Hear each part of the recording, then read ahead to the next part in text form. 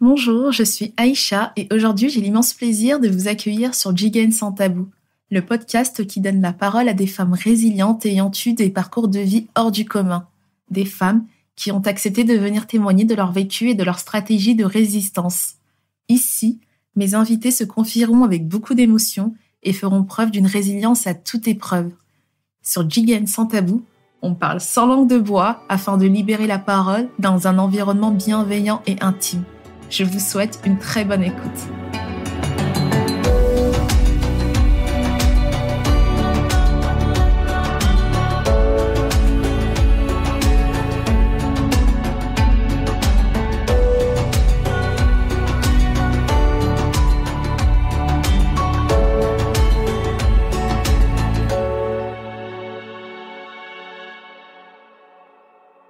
Et du coup, cette sœur, c'est elle qui va m'annoncer le décès de mon mari, père et son âme.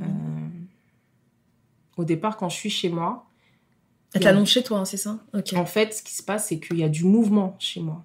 Il y a du mouvement, il y a mes amis qui commencent à arriver, ma famille qui commence à arriver, et il y a des va-et-vient qui se font. Et je leur dis, bon, maintenant, ça y est, il faut qu'on y aille.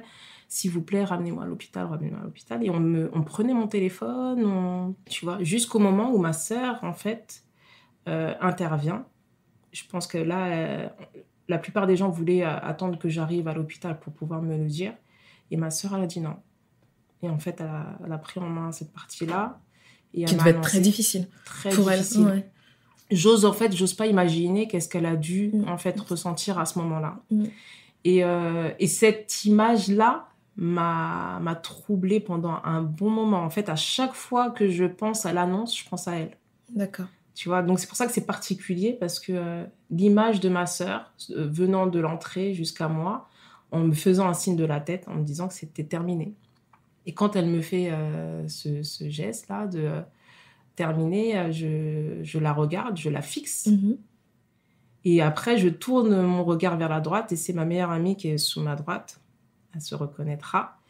Et je vois les larmes couler sur son visage. Mais elle me regarde pas. Et en fait, quand je la regarde et elle me regarde pas, je comprends que c'est dramatique. Et je regarde ma sœur encore une fois et je lui dis non, c'est pas possible. Et elle me dit si, je suis désolée, mais Idrissa, il est parti. Et là, en fait, il y a aucun son qui sort de ma voix. Et c'est une voix intérieure qui parle. Et je me dis, c'est juste pas possible ce qui m'arrive. Pas Idrissa, en fait. Tout, mais pas Idrissa. Même tout, je dis ça, mais en fait, je me disais, je m'étais loin d'imaginer que mon mari allait partir si vite, tu vois. Et je me dis, non, pas lui, en fait. Pas lui, c'est pas possible. Tu vois, on est au début. Dans la première phase du déni, là, du coup. Non, c'est ça. C'est le choc. C'est le choc. C'est le choc. C'est le choc. Tu sais, le moment où tu apprends l'annonce, en fait, ton corps, il se met en anesthésie. C'est-à-dire que c'est tellement violent que pour te protéger, toi qui es infirmière, pour te protéger, tu vois, tu as tes anticorps qui commencent à t'as tes mécanismes de défense qui viennent. Les mécanismes de défense qui vont venir te protéger et qui vont venir faire barrage par rapport à cette violence pour t'aider finalement à surmonter cette épreuve. Et là, c'est ce qui se passait un petit peu, tu vois, j'étais tellement choquée que je me répétais des phrases, mais non, c'est pas possible, pas Idrissa en fait. Et là, je lui dis, non, vous devez vous tromper. Je leur dis, non, vous devez vous tromper, c'est pas possible que ça m'arrive à moi, encore une fois, c'est pas possible. Et là, je lève les yeux, je regarde ma sœur et là, je m'effondre en fait. Là, il y a des larmes qui coulent, il y a toute ma famille et tout ça. Ils ont fait en sorte que je sois... Ce que j'ai aimé en plus, avec du recul bien sûr, c'est que j'étais assise, que j'avais des gens autour de moi, à gauche, à droite, et ma sœur en face. C'est-à-dire qu'à aucun moment, j'ai pris ça brusquement. On a attendu que je sois posée et on a posé des mots dessus. Et on me l'a dit d'une façon où j'étais en mesure, en gros, de recevoir ce message. Et là, on part pour l'hôpital. D'accord. Mais là, en fait, sur la route, quand on arrive à l'hôpital... Plein de choses qui doivent... J'étais anesthésiée, c'est-à-dire que j'ai été comme un zombie. Mais vraiment, j'étais là, je marchais, je suivais. La douleur, elle était tellement intense que... Ouais.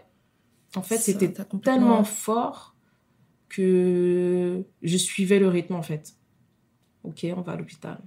Et c'est quand j'arrive à l'hôpital que là, il y a une foule de personnes en quelques instants. Parce que quand je t'explique tout ça, c'est pas non plus, c'est pas des heures qui se passent. C'est peut-être 1 heure entre le moment où on m'a ramené chez moi, le temps qu'ils arrivent et qu'on m'annonce et qu'on reparte. D'accord, en fait. ok. Et du coup, j'en parle, j'en ai des frissons un peu. Ouais, franchement, je suis désolée. Non. C'est parce que, en fait, si tu veux, quand je parle du deuil, je parle plutôt en surface. Je parle pas forcément... Ça, je l'écris dans mon livre. Qui va paraître bientôt, on est d'accord? Ça, c'est encore une autre histoire. C'est encore une autre histoire, mais bon, je t'expliquerai ça après. En gros, voilà, on arrive, il y a une foule de personnes. Et du coup, là, je vois les gens que je connais, je vois l'attroupement se faire. Et on arrive dans une salle, dans une grande salle, où ils ont placé le corps d'Idrissa, paix à son âme. Et là, je me demande, mais qu'est-ce qu'ils font là, tous?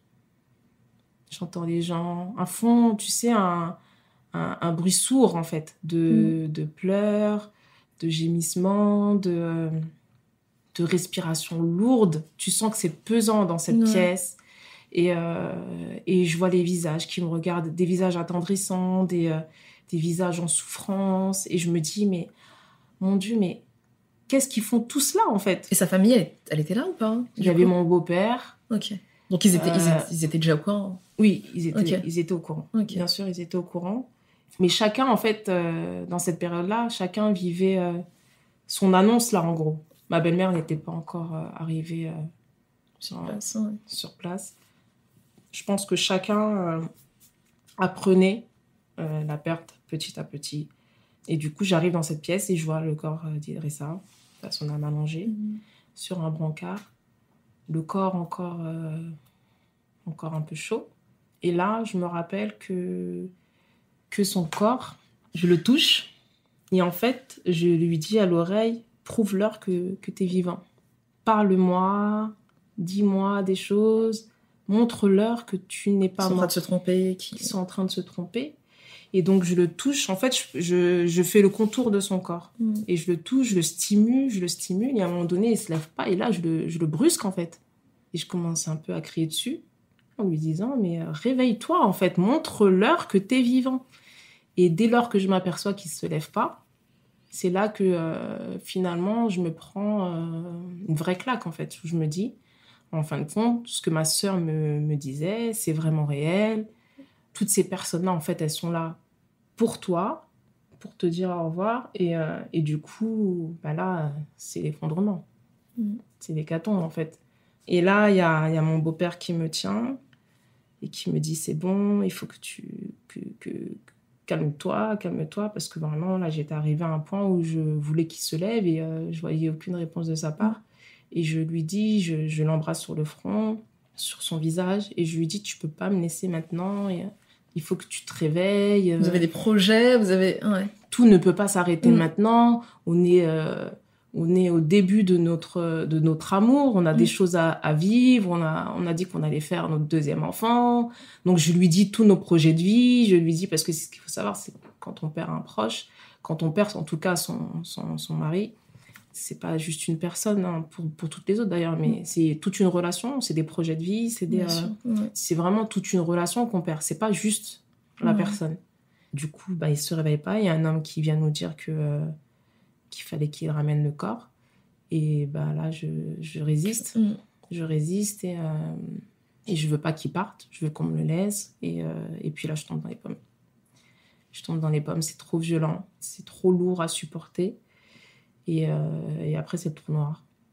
Et qu'est-ce qui se passe les jours qui suivent après le décès? C'est beaucoup d'amour, beaucoup de visites, de soutien. À cette époque-là, les réseaux sociaux n'existaient pas. Il y a Facebook qui venait juste de commencer. Mais ce que je veux dire, c'est que le monde qu'il y avait chez moi, la foule qu'il y avait, ça m'aidait aussi à réaliser ce qui se passait. C'était aussi à la hauteur de la personne qui... Exactement. Ouais. Et c'est là où j'en reviens sur le bon comportement et sa générosité. en fait, je me rendais compte que Idrissa faisait énormément de son vivant, qu'il aidait énormément de personnes. Et en fait, petit à petit, je voyais toutes ces personnes venir chez moi et se présenter. Et présenter, en fait, les actions que Idrissa avait menées envers eux. Et je prenais des claques tous les jours. Et c'est là où vraiment, je pense que ça a été très lourd et très pesant. Mais en fait, je réalisais pas parce que j'étais constamment entourée, en fait. J'avais du monde autour de moi, donc j'étais même pas en mesure de réaliser, de prendre conscience de réellement ce qui se passait.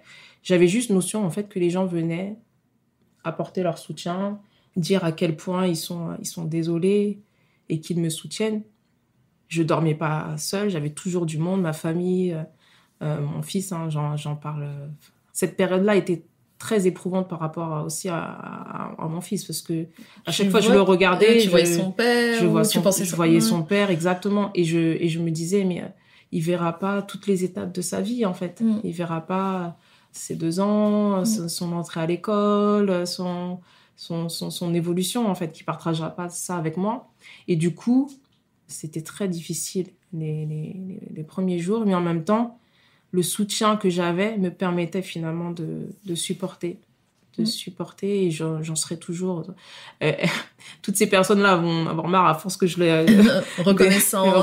Voilà, les remerciements que je peux leur apporter, mais c'est réel, en fait. Je pense que je n'arriverai jamais autant à les remercier de tout le soutien et l'amour qu'ils m'ont apporté, parce que vraiment, ça m'a permis de pouvoir surmonter cette épreuve, surtout les premiers jours. D'où l'importance des... comment on appelle ça ? Les aidants, oui, pour, les aidants. Dans le processus du deuil, en fait. Exactement. En fait, je tiens à souligner là, ce qui est important quand une personne décède, c'est pas tant, en fait, les mots, ou de bien dire, ou de bien faire. Moi, ce qui m'a soulagée, vraiment, et ce qui m'a aidée, c'est dans les gestes de la vie quotidienne, en fait. Ma sœur s'occupait de toute l'administratif. Toutes les démarches qu'il y avait à faire, elle s'en occupait. J'avais mes amis qui dormaient à la maison, qui faisaient à manger. Ma petite sœur qui m'aidait pour mon fils. En fait, chacun avait pris des tâches. C'est génial, franchement. Chacun avait installé des matelas dans mon salon. Et chacun, prenait des choses en main, en fait. Et c'est ce qui me soulageait, parce que j'avais aucune énergie. C'était tellement violent. Franchement. C'était tellement violent pour moi que j'arrivais à me lever, à faire quelques petites choses, mais vraiment mon corps était là, mais mon cœur et ma tête étaient ailleurs, en fait. Et du coup, j'avais pas d'énergie pour faire les démarches, pour faire tout ce qui demande de l'énergie dans l'entretien de la maison, dans toutes ces choses-là. Vu qu'il y avait énormément de visites, d'accueillir les gens, je passais mon temps à être là, au salon, et recevoir tout le soutien que je pouvais recevoir, passer du temps avec mon fils. Ces instants avec mon fils étaient sacrés, mais c'était violent. C'était très difficile à vivre. Et du coup, c'est durant cette période que tu penses à te convertir, c'est ça ? En fait, c'est un cheminement encore. J'ai toujours été très attachée au sens de l'existence. D'accord. Quand j'ai perdu mon premier amour, après ça, j'étais aussi dans une quête de sens. C'est-à-dire que moi, je suis née catholique. D'accord. J'ai fait le catéchisme. Mes parents nous ont inscrits au catéchisme. On a suivi ces cours-là. Après, on n'était pas forcément pratiquante. Mais quand j'ai vécu mes premières épreuves, j'ai pris des cours bibliques. Je me suis toujours interrogée. Quand j'ai connu Idrissa, j'étais aussi chrétienne pratiquante. La spiritualité a toujours existé, en fait, dans mon quotidien. Seulement, à travers la rencontre d'Idrissa, j'ai appris, en fait, il m'a jamais demandé de me convertir. C'est important de le souligner. Jamais. Peu de temps avant qu'il décède, j'ai commencé à lire le Coran. Et ce qui m'a donné envie de le lire, c'est son comportement. Sa sérénité, en fait, à travers toutes les épreuves qu'on a pu vivre, ou même les moments difficiles, les moments de crise. il était toujours serein, il avait toujours une confiance, mais incroyable vis-à-vis de Dieu, et puis il avait confiance en fait en la vie et en ce qu'on pouvait recevoir ou avoir dans le jour. Et moi, je manquais de sérénité. Et je me dis, mais qu'est-ce qu'il a que je n'arrive pas à retrouver, moi, dans mon quotidien? Je me suis interrogée, j'ai commencé à lire. Et lorsque je lui ai dit, je commence à lire, je m'interroge, il avait ce petit sourire nerveux pour me dire, bah, c'est bien. Et en fait, c'est vraiment son humilité. Je n'ai pas dit, mais il était humble. Tout ce côté, en fait, discret et bienveillant envers son prochain qui m'a interrogée. Donc, quand il est décédé, ça a été tout de suite, en fait, c'est exactement le jour de l'enterrement. Je me suis dit, en fait, Béa, tu vas souffrir. Tu vas tellement souffrir parce que tu l'aimais énormément, en fait. Ça ne pouvait pas être autrement. Je me disais, en fait, ça ne pouvait pas être autrement. Je me disais, tu vas douiller, pour être clair. Je me disais ça dans ma tête.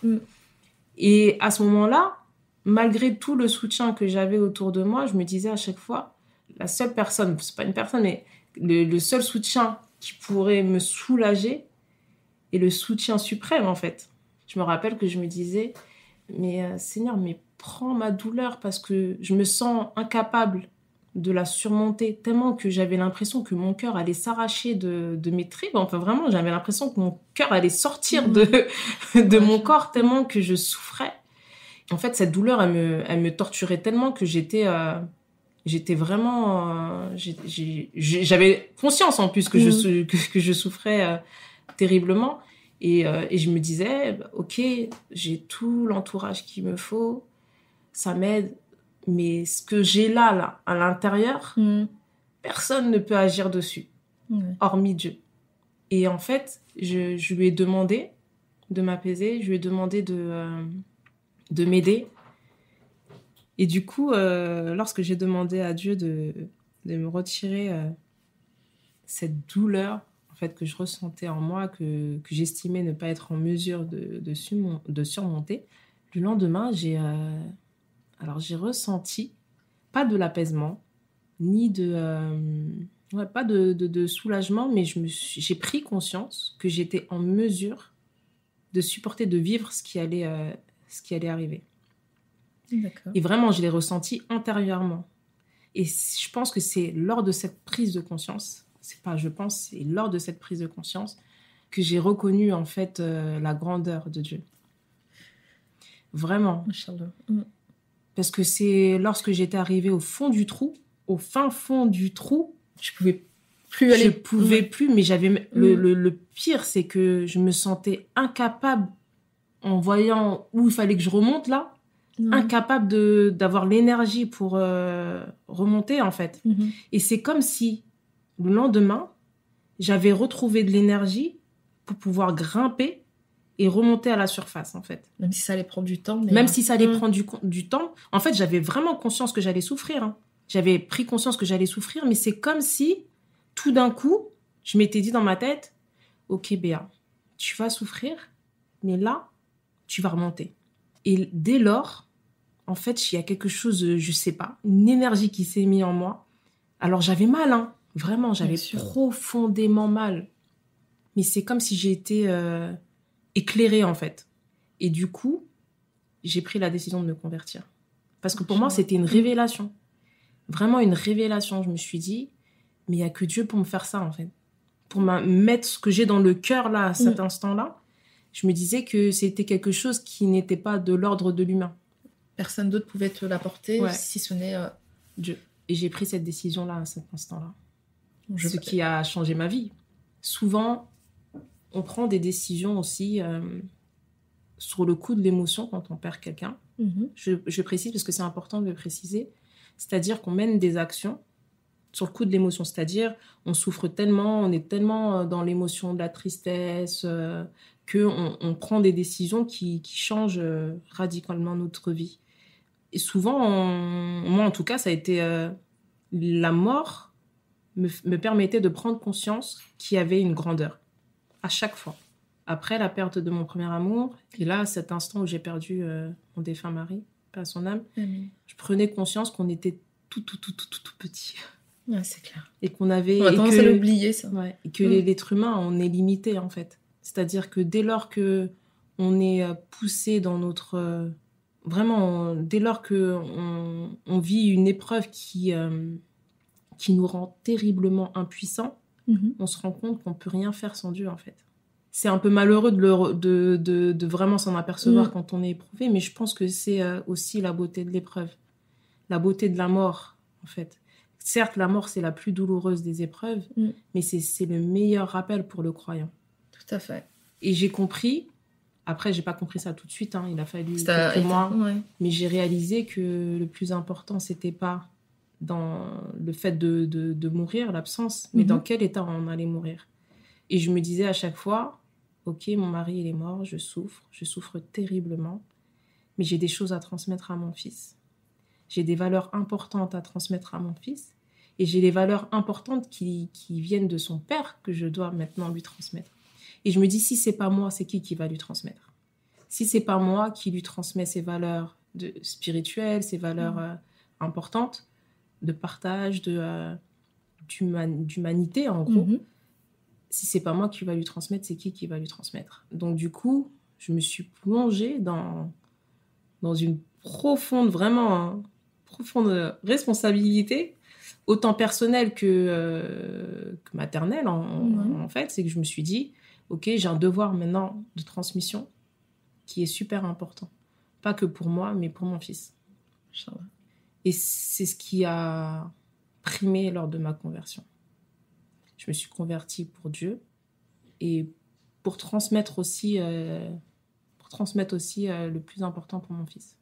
Ce qui me semble être le plus important pour mon fils. Tout à fait. Donc après, ensuite, il y a eu la Grande Marche.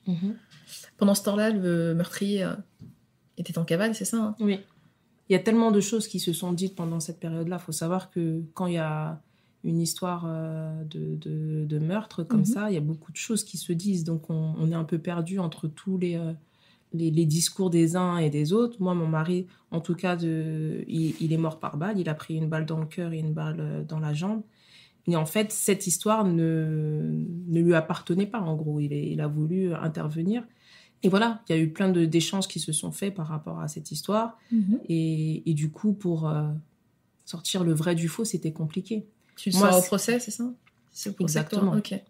Surtout, c'est un mois qui était terriblement difficile pour ma belle famille, ma famille et moi-même. Donc, je pense que c'était pas la priorité. C'était pas la priorité, en fait, ce meurtrier. Okay. C'était déjà de réaliser que mon mari était décédé. C'était ça, en fait, la priorité à cet instant-là.